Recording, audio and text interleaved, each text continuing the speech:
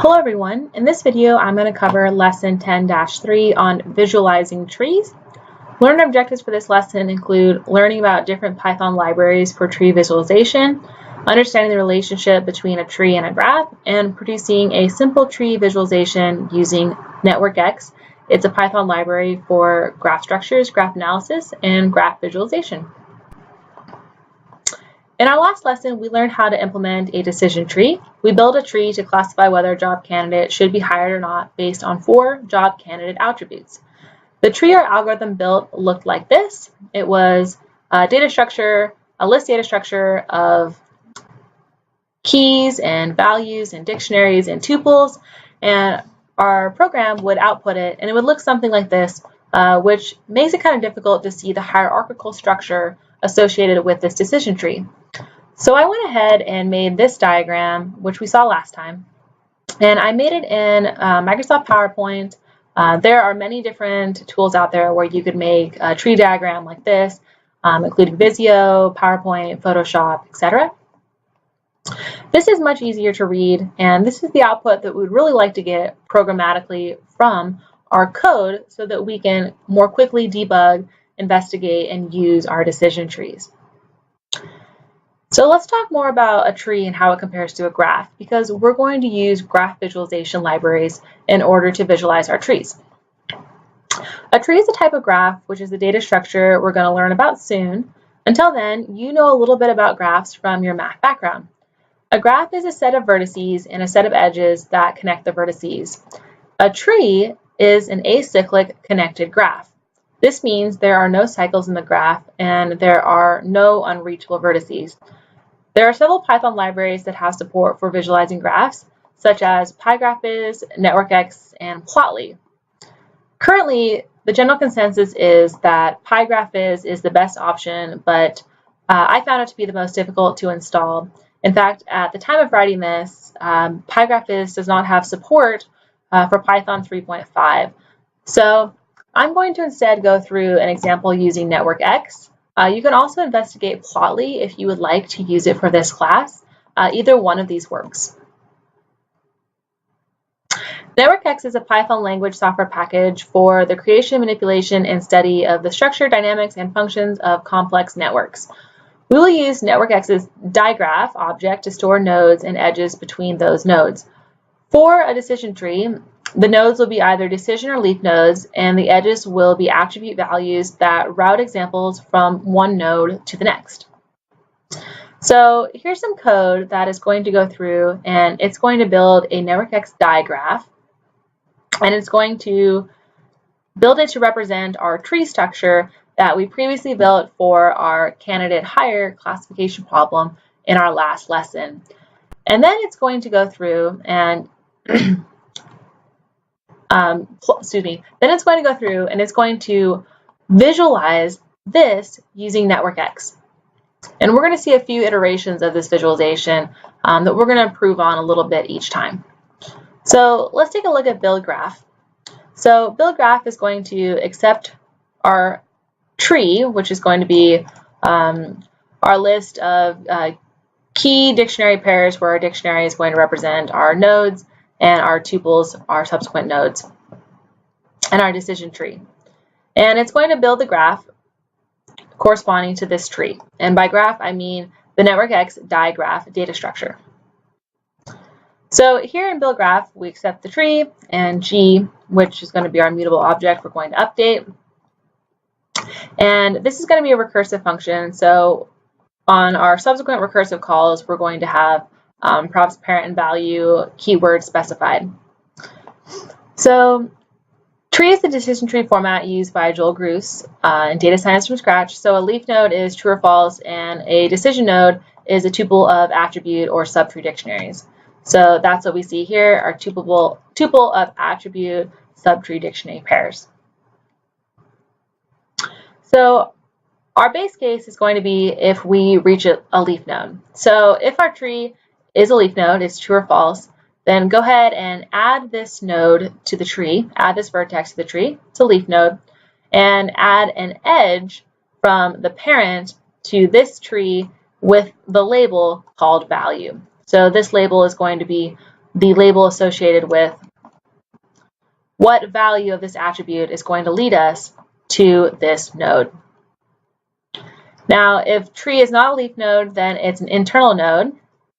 So we need to extract the attribute and dictionary pair from the tree. Make sure the attribute is a string, and then we're going to add that string as a node in our graph. And if the parent is not none, meaning this is not the root node, then we're going to add an edge to represent this node and its relationship to its parent with the label value. Okay, so this label value here is of the same format as for our leaf nodes. Now, for each attribute value and subtree pair in the dictionary, our subtree dictionary, so this is going to process the remaining attribute value and subtree pairs, we're going to extract the value and we're going to pass that attribute value in as our value for our children of this node, and we're going to set the subtree, the tree to be the subtree, graph G is the current graph we're working with, and the attribute here is actually going to be our parent. So this is our current node we've been working with from here. So I'm going to run this. While it runs, I'm going to describe this next part. So we're going to use a spring layout from NetworkX in order to figure out the locations of our nodes. Now there are different layouts associated with NetworkX, spring layout, circle layout, random layout, shell layout, etc. You can play around with them to see which one you like. I'm just using spring here because it's one of the more common ones. And then I'm going to draw the nodes and the edges based on this spring layout positioning system. And then here I'm just doing some code that's going to add our node and edge labels. And remove the axis because there's no numeric ordering here. Okay, so here's our output. You can see it in fact looks like a graph. It doesn't look like a tree. So here's our root node here, level, junior, mid, senior. And mid, for example, goes straight to a leaf node true. And tweets and PhD also go to true, and then they also go to false. So something that's interesting about this visualization is we would expect this to be rotated a little bit so that levels at the top, and then we have a more hierarchical structure with our levels associated with our nodes. There are only two leaf nodes, true here and false here, but when we have been drawing our decision trees, we've been having a leaf node for each possible subtree. So this is unnecessary because the same path is followed. Doesn't matter. Our true and false are not unique at this point. But just so that our graph looks more like a tree structure, we may want this to have unique true and false nodes so that we don't have any cycles. And let me clarify that. By cycle, I mean perhaps paths that are not directed that form a cycle, whereas these paths are directed, as you can see by this black arrow here. So not actually in terms of traversing, but just in terms of visualization. And then lastly, we're missing our none attribute values. For example, level should have 3 children. 4 children, senior, junior, mid, and none.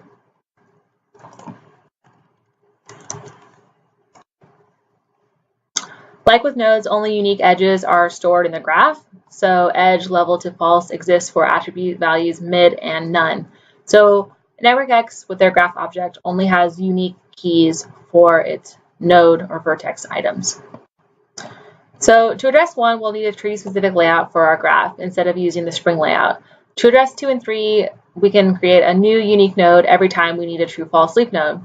So I'm going to use a generator function in order to number our true and false leaf nodes so that they're unique. So let's take a look at the output for this second approach. This is what it looks like here. Even more hard to read, but we're starting to see a little bit of our leveling coming in. So here's our leaf node, our root node level. So level When level is mid, then this is going to map to true 4. So now we have unique leaf nodes. They're just numbered. The number is arbitrary as long as they're unique. So now we have the desired leaf nodes, but the graph is even more difficult to read.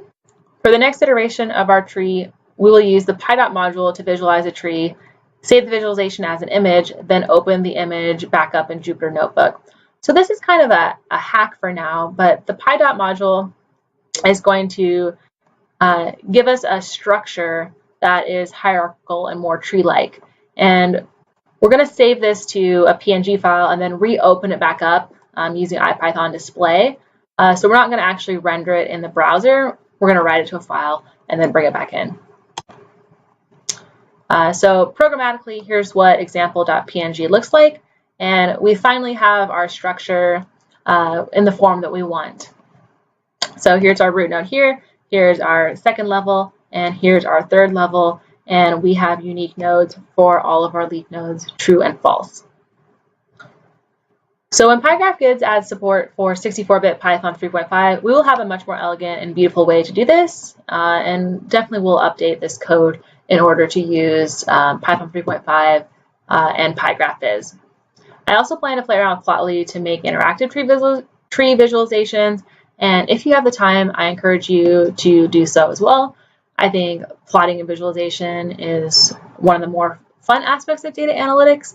So if you think that as well, then definitely take the time to explore Plotly because they have support for interactive plots.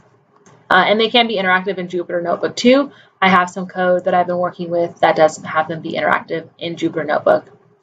Lastly, in real data science context, you likely won't be using our greedy ID3 algorithm to construct a decision tree. You'll likely be using a well-tested, highly efficient library like scikit-learn or Weka. Scikit-learn has built-in functionality to export a decision tree model to a GraphViz visualization. For this, you do not need PyGraphViz, which is the Python bindings to GraphViz. So this is straightforward to install and use. And this is what our to-PyDot code above is doing behind the scenes.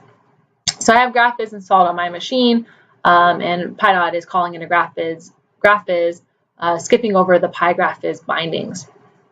Now, I have used this before with scikit-learn, and it does make really nice graphs, graphs that I believe I've actually used in publications. So I encourage you to play around with scikit-learn's .tree.export GraphViz function, and we're actually going to get some scikit-learn exposure here shortly when we talk about our next programming assignment on decision tree structures.